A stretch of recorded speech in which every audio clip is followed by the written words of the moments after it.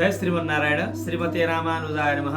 लक्ष्मीनाथ समारंभां नाथया मनमध्यम अस्मदाचार्य पर्यन्तां वन्दे गुरु परम्परां।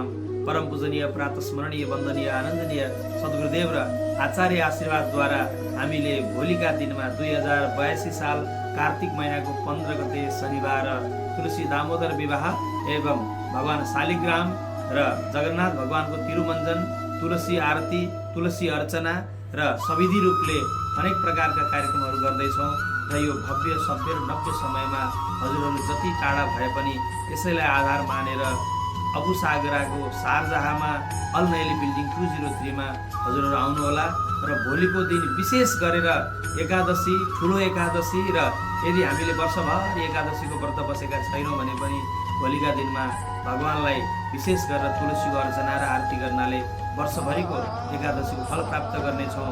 हामीले यो मौकालाई अवश्य पनि छोड्नु हुँदैन है।